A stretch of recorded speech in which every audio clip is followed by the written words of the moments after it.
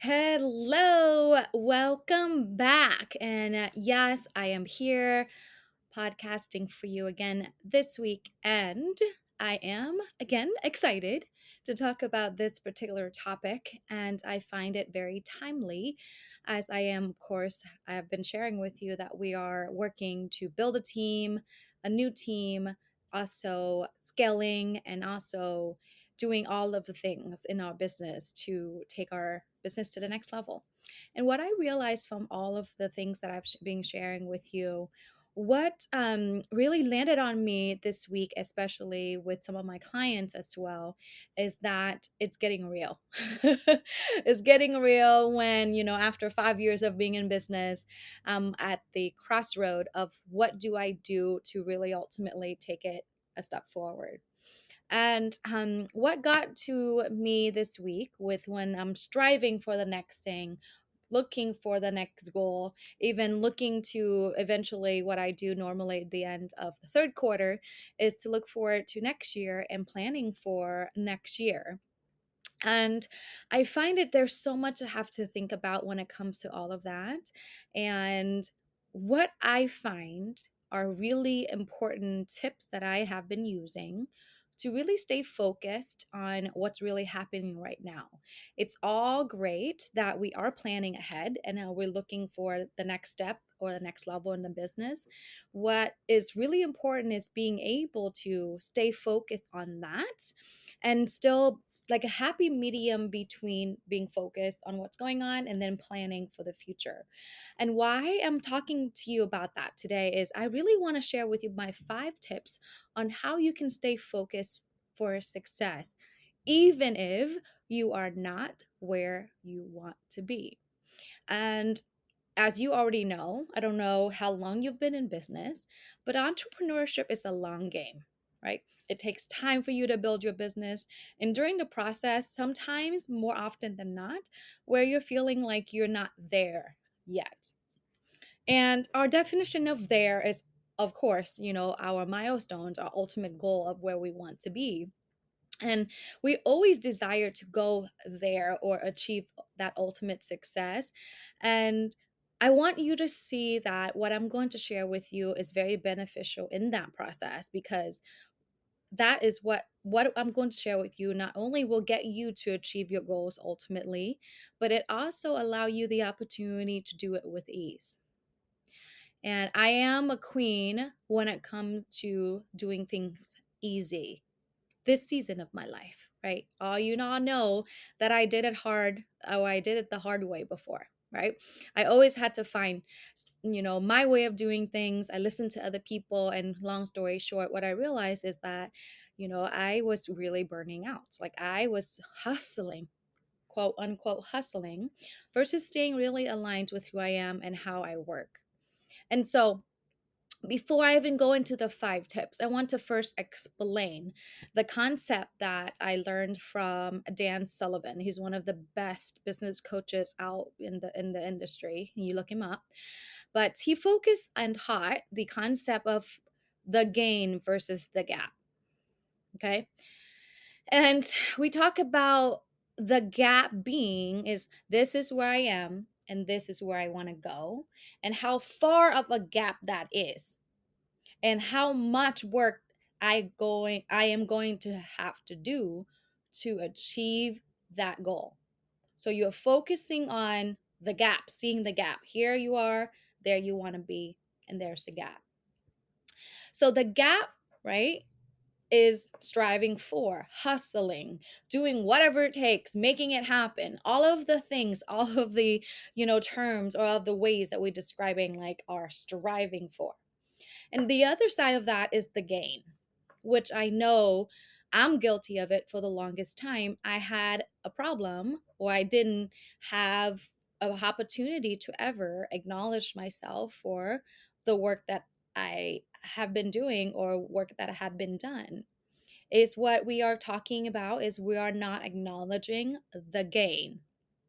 So the gain is where you have started and where you are now.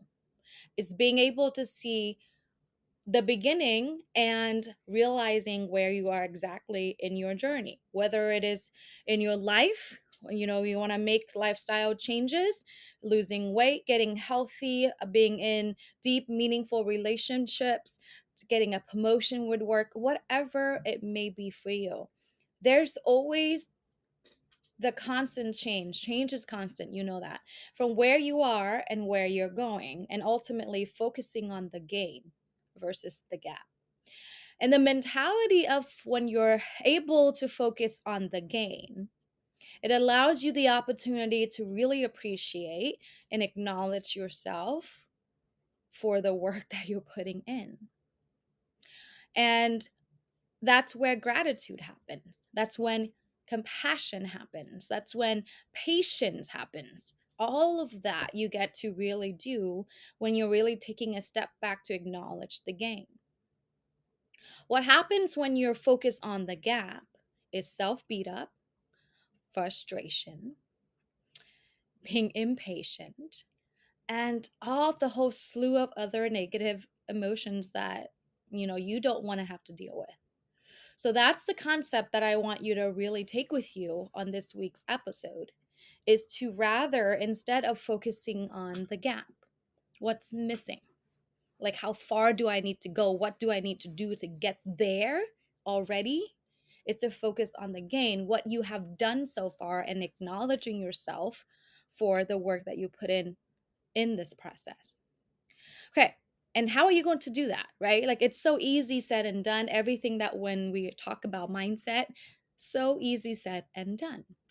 But I have 5 really easy tips for you, which I have been practicing in my own life and in my own business, that gets me to really stay focused on the gain rather than, the gap. And the first thing is to celebrate small wins. Celebrate small wins. Because as much as, again, it's the same practice of you focusing on the gain versus the gap, the small wins could just ultimately be that you finally, at least for me, get into a rhythm with your team where things are really happening the way they're supposed to. It could be, I mean, that's very small for us. And it may sound like very trivial, but it's not, because here's the thing. When you're able to get your team working in the same rhythm, everyone is in sync with cadence in terms of how things are happening. And honestly, I'm to my pleasant surprise that some of my employees are actually communicating with each other without me even knowing, just so that they can stay on top of things. And that's a beautiful thing to really acknowledge. And I acknowledge them every single time we're on a team call. So I want to say that is actually not it's huge, because ultimately for you to run a really successful business, you have to be able to run a team, and acknowledging your team for the progress done, right? Thanking them for their, problem solving initiative, things like that. So that is you getting to really celebrate the small wins. That's just one example. I mean, for the longest time in my family setting too, because, I talk about not ever business alone. It's also about how you conduct your family life too. I know, like with my family, the small wins for us, honestly, is being able to switch the routine, again, may seem trivial, so that my daughter is not running late for school. True story. I mean, when she was in preschool, it's fine, right? Like, it's not as dire that she's not on time to school. But first of all, that's going to be a lot. That's what happens when she developed that habit. So anyway, so we were able to, the small win is get our schedule switch around somehow, where she usually, what she would do is she would actually eat breakfast and then go upstairs and get ready for school, brush and change, things like that. Because then sometimes when it's like she takes longer to eat, it delays the whole process. So we switch it. Now she does that first thing in the morning. She has to get herself ready, brushing, changing, and all of that. Then she goes and have her breakfast. And it has been great. So small win, right? Small win. And now she's in a kindergarten and she loves going to school, and she's been going to school on time. So I'm sharing all those 2 examples just to allow you to see that those are small progress, but it's actually really contributing to the way you operate personally and professionally in your business. So being able to celebrate small wins really allow you the opportunity to be intentional and also to acknowledge yourself in the process. Second tip is I know, I know in this day and space with social media, with all of the things, entrepreneurship is the hottest, almost like the hottest trends, and like everybody should be working their passion and starting a business, whatever it may be, right? But rather than, you know, looking at someone and say, wow, that's where their business is, and I'm not nowhere close to where they are. I want to invite you to the second tip I want to share is to emulate successful people rather than comparing yourself to them. It's two different things. Because when you're emulating, meaning you're admiring, like you're really learning and you're taking all the opportunities possible to learn from them and find out what it is that they do that perhaps you can take into your life and business so that way you can create massive results. But when you're in the comparison game, FOMO happens, right? Like fear of missing out. Like, oh my goodness, they're trying that new strategy, that new tactic. Should I do that? Or, oh my goodness, they are doing X, Y, and Z, and I'm not doing that. My business is failing, or whatever it may be. So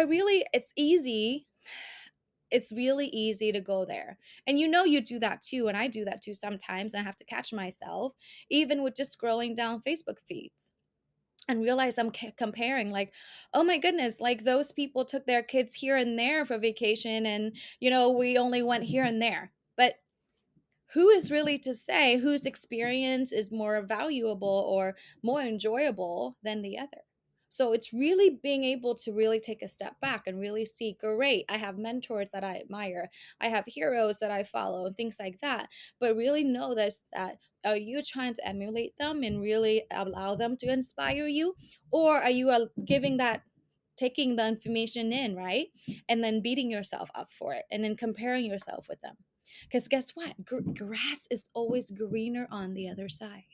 It's so true. Grass is always greener on the other side. You don't know what they have to go through to get there. I know for so many of us coaches, right? We hear that, oh, the 5-figure launches, the 6-figure launches, and all of the things. I'm here to tell you that that is not the one that is not, usually it's like whatever figure launches is it. It's not their first launch. I can guarantee you that. I mean, they might have done something similar in the past, may not be exactly the same, but I can tell you that it takes hard work, and that it takes them building an audience, big enough audience, so when they had that launch, live launch, or whatever it is, then they have enough people to serve, like, and they have enough people to sign up as clients. So I'm here to tell you, and really keeping it real with you, that it's not always rainbows and unicorn. Like, when you're hearing something, please take it with a grain of salt, right? Because that will get you easily into a comparison game, which is not healthy. You're not healthy, again, for you on a personal level, nor is it going to be healthy for you on a business level, professional level. So I would invite you to second tip, super, super important, is emulate your successful people that you admire, but do not compare yourself with them. Okay. Thirdly, is to take control of your thoughts. I know you keep hearing me harping about this, but it is really true. So, what are you creating? What meanings are you creating on you're not, for example, there yet? What are you saying to yourself and about yourself? Right? And who is to say, I don't know what day it is, right? August 24th, this is the time of my recording. August 24th, 5:20 p.m. I need to be here. No, there's no timeline. Like, there's no one is going to dictate what I need to do and how I should be making my progress or how I should achieve certain things, and there's no true deadline. So it's really important to think about what you're thinking about And also to really manage your thoughts and really being able to see how are you creating meaning around what you're saying to yourself about not being there yet, right? And really being really I want to say diligent.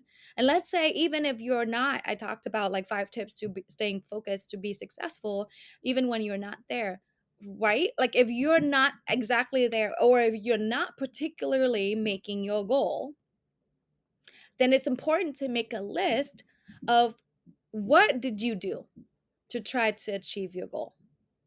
And then really seeing, okay, these I did X, Y, and Z. What else can I be doing? But here's the thing. I'm going to say that with a caveat. What could I be doing that aligns with me to get me to my goal? Okay? You're not going to do any random thing, and you're not going to do anything else that someone else is doing. You really need to check in with yourself. And I can guarantee you 9 times out of 10, when it comes to if you're not making your revenue goal, if you anything that's related to money, it has everything to do with how you feel about yourself. Meaning, our tagline is your self-worth is your net worth. So how are you feeling about that next goal? Do you believe that you can achieve it? Right? Do you believe that you deserve it? That is actually will get you to do the harder things and get you aligned with your energy, the way you focus, and even the way you are communicating with people, your team specifically, and your potential clients. So, third tip, really critical, is really being able to manage your thoughts.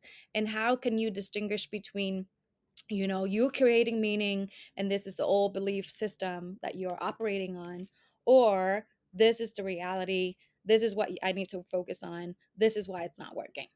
Okay. Fourth tip is notice when you are complacent, right? It's really easy to go through the motion, right? And especially if you're focused, again, going to the concept again of if you're focused on the gap, you're going to keep, spinning your wheels. You're going to keep going. You're going to strive. You're going to hustle. You're going to, keep doing the same thing over and over and over again without realizing that it's not working. Right. And so, and sometimes when you're so busy, you're probably saying, like, I'm striving for the next thing. How am I complacent? What I'm saying is complacent also some in situations, meaning you're doing what's comfortable for you, what you've been doing. And because of that, that's why this is all related to self-development, that if you're doing the same thing, that's you being complacent. And of course, if you keep doing the same thing without really being aware of what the thing you're doing, it's not going to get you the results that you want. But then you're actually going the other direction to burnout rather than being intentional and also going towards your goal. Last but not least, every holistic system or every result or every dream is a sum of your daily action. Okay. And are your actions, this helps you stay focused on the gain. Are your actions the most important things in your life? Right? Because there's so many things. This is related to what we just talked about being complacent and being on autopilot and do whatever it takes because it works for someone else. I'm going to do the same. I'm going to keep doing it. I'm just going to work even harder and try to think even harder. No, it's actually really critical to focus on doing only the things that matters to you most. And the first thing already is self-care. How are you taking care of yourself on a personal level? Are you exercising? Are you sleeping enough? Are you eating lunch when you're supposed to eat lunch? Are you taking time out for yourself? Are you hanging out with your friends and family? Things like that, right? So that could be your list, but it's super important to really focus on short-term goals, just like right? Rather than the gap going really far in the future of ultimately you have this, empire that you're running. Focus on the daily actions, the daily goals, and keep them aligned with who you are. Okay. That is what I have for you, this week. And I just want to share a quick story of why I'm inspired for this podcast and this blog this week is because I was talking to one of my clients, and, after so like about 15 minutes of discussing about her business and things like that, how she, first is frustrated because she feels like she doesn't have a sustainable business model, or she doesn't feel like she is profitable, and all of the things. So I said, okay, great. These could be, I mean, in my mind, I said these could be beliefs, or let's just really disprove all of, the above. So we went back and looked at all of her P&Ls for the past 3 years. And what we realized is that she's actually on track to double her revenue this year and ending the year with 30% profit. So to double and still stay profitable at 30% is pretty respectable, in my space of consulting, especially what she does. So for some of you who is more familiar with the type of services we provide as service providers, she's a done for you service. So she does everything for the client. So she has to have a team and all of the things. So anyway, I'm sharing this to let you know that if we didn't do that, she wouldn't be able to really see that her business is actually really is thriving. And she was like, wow, I really need to take it, this all in. And in fact, yeah, she was surprised. She was really surprised. Even when we went back and said, okay, what did you do for 2020? She was like, well, it was the pandemic, so it was nothing that I don't think it's anything, better than, I did the year before. Well, to her disbelief, we went back and she did less in 2019. So she's been increasing.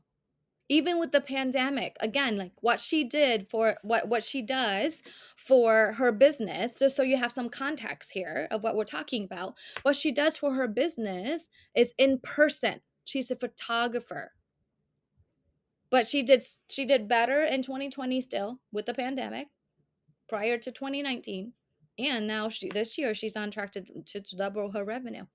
So I'm just sharing that to really let you know that oftentimes when we are really striving for the next thing, especially with all of us being type A and overachievers and all of the things, these are just my reminders for you to really be able to take a step back and understand that, yeah, if we focus on the gap, there's always going to be the gap. And in fact, the gap may get even further than we ever imagined, because that's just how it goes. Like the ego loves it. Like when you're, okay, I want to have this X, Y, and Z. So I invite you to this week, really take a step back and see, are you one of those that love focusing on the gap, or are you focusing on the gain? Because ultimately, this is what is eventually going to get you the results that you want without the burnout. This is going to allow you to really stay connected to what you want to create in terms of freedom in your life and business. And that's what I have for you this week. Yeah. These are the 5 tips that you can use to stay focused on your success, even when you don't have it yet, so you can work towards your goals. All right. I will see you next week. Thanks for tuning in. Mwah.